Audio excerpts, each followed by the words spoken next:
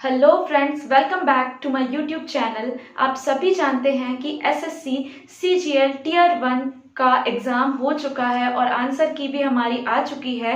But बहुत सारे लोगों को इंतज़ार है तो सिर्फ इस बात का कि टीयर 2 के लिए एग्ज़ाम कब होने हैं और हमारा टीयर 1 का रिज़ल्ट कब आना है।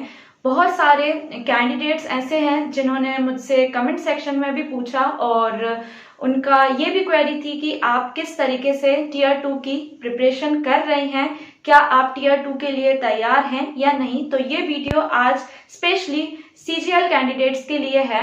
सबसे पहली बात तो मैं बता देना चाहती हूँ कि कैंडिडेट बिल्कुल भी परेशान ना हो कि टीयर 1 का रिजल्ट कब आने वाला है।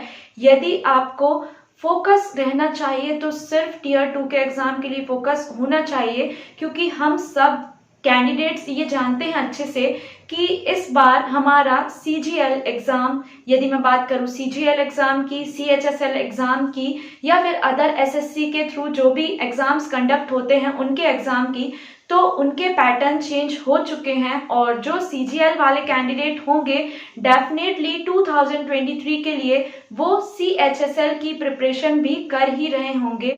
और काफी हद तक आप ये भी जानते हैं कि एसएससी सीजीएल टीयर 2 का एग्जाम पैटर्न और SSC CHSL tier 2 exam pattern काफी मैच करता है। तो वो कैंडिडेट जो सीजीएल की तैयारी बहुत ही अच्छे से करने वाले हैं उन्हें सीएचएसएल क्रैक करने में भी कोई भी प्रॉब्लम नहीं होने वाली है। तो वो कैंडिडेट जो थोड़ा परेशान है कि मेरे मार्क्स थोड़ा कम हैं, क्या पता सिलेक्शन हो पाता है या नहीं, टीयर 2 वो दे पाएंगे या नहीं, तो वो बिल्कुल भी परेशान ना हो। क्योंकि मैं सिर्फ आपसे इतना कहना चाहती हूँ कि आपका टीयर 2 आप सीजीएल का दे पाएं या ना दे पाएं, बट आप यदि उस लेवल की तैयारी करते हैं तो आपको इससे सीएचएसएल में जरूर प्रॉफिट होने वाला है। तो रिजल्ट कब आने वाला है, आपके मार्क्स कम हैं ज्यादा हैं, क्या होने वाला है, अब इन सब की टेंशन छोड़कर सिर्फ फोकस्ड हो चाहिए टीयर 2 के एग्जाम के लिए, सीएचएसएल के लिए। यदि आप अच्छे से प्रिपरेशन करते हैं तो आपके लिए CHSL exam, CGL mains exam और एसएससी के थ्रू जो अदर एग्जाम्स होते हैं उन्हें क्रैक करने में कोई भी प्रॉब्लम नहीं होने वाली है। अब देखिए, स्टूडेंट्स ये भी पूछ रहे थे मुझसे कि आपकी तैयारी कैसी चल रही है, आप कैसे तैयारी कर रहे हैं टीयर 2 के लिए। तो मैं आपको क्लियर बताना चाहती हूँ कि अभी कुछ समय पहले तक तो मेरा फिजिकल टेस्ट था तो उसकी तैयारी मैंने की थी, बट अभी जब फिजिकल टेस्ट हो चुका है तो अब मैं पूरी तरीके से तैयार हूँ सीजीएल मेंस के लिए तैयारी करने के लिए। क्योंकि काफ़ी हद तक मैंने ऐसा नहीं है कि कम्प्लीटली अपनी तैयारी छोड़ दी थी, उस समय बस ये था कि टाइम मैं कम दे पा रही थी, बट अब मेरे पास पूरा टाइम है सीजीएल मेंस की तैयारी के लिए। और आपको पता है कि यदि रिजल्ट आता है तो उसके कुछ ही समय बाद हमारा मेंस एग्जाम होने लगेगा, तो आपके पास तैयारी करने के लिए बहुत ज़्यादा समय नहीं है।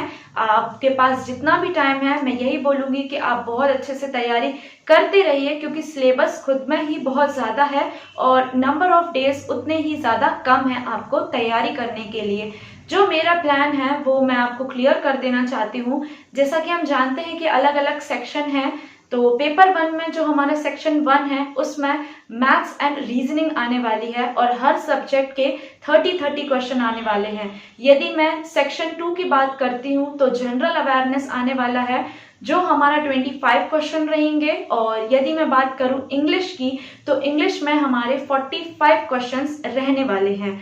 सेक्शन 3 में आपका कंप्यूटर टेस्ट होगा जिसमें आपको कंप्यूटर के 20 क्वेश्चंस पूछे जाने हैं।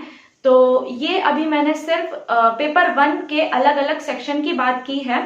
तो यदि मैं पूरी बात करूं तो जो सबसे ज़्यादा वेटेज है वो है हमारा इंग्लिश सब्जेक्ट का, क्योंकि इंग्लिश में 45 क्वेश्चंस आने हैं और 45 क्वेश्चंस में आपको सब तैयार करना होगा जो भी सिलेबस में आने वाला है। यदि मैं बहुत इंपॉर्टेंट चीज़ जो इंग्लिश में है उसकी बात करूं तो सबसे ज़्यादा इंपॉर्टेंट होती है इंग्लिश की वोकैबुलरी, क्योंकि हमारे एंटोनिम्स, सिनोनिम्स, वर्ड सब्स्टिट्यूशन और भी बहुत सारी चीज़ें ऐसी होती हैं जो आपके वोकैबुलरी पर बेस्ड होती हैं और वोकैबुलरी के रूट वर्ड आपके लिए बहुत इंपॉर्टेंट होते हैं, क्योंकि आप जितने ज़्यादा रूट वर्ड्स याद करेंगे आपको उतने ही ज़्यादा वोकैबुलरी में आसानी होगी। और वोकैबुलरी आपसे जितनी अच्छी बनेगी, जितने ज़्यादा से ज़्यादा आप वर्ड्स जानेंगे, आपका इंग्लिश का पार्ट उतना ही जल्दी कंप्लीट हो जाएगा और आप काफ़ी अच्छा स्कोर भी वहाँ पर कर पाएंगे। तो मैं यही बोलूँगी कि आपको वोकैबुलरी में बहुत ही अच्छी प्रैक्टिस होना चाहिए। जितनी ज़्यादा वोकैबुलरी आप कर पाएंगे उतना ही आपके लिए अच्छा होगा। अब यदि मैं बात करूं कि वोकैबुलरी के लिए कहाँ से पढ़ें, तो देखिए आप बुक ले सकते हैं। कोई भी बुक मैं ऐसा नहीं बोलूँगी कि बुरी होती है या फिर उससे नहीं पढ़ना चाहिए।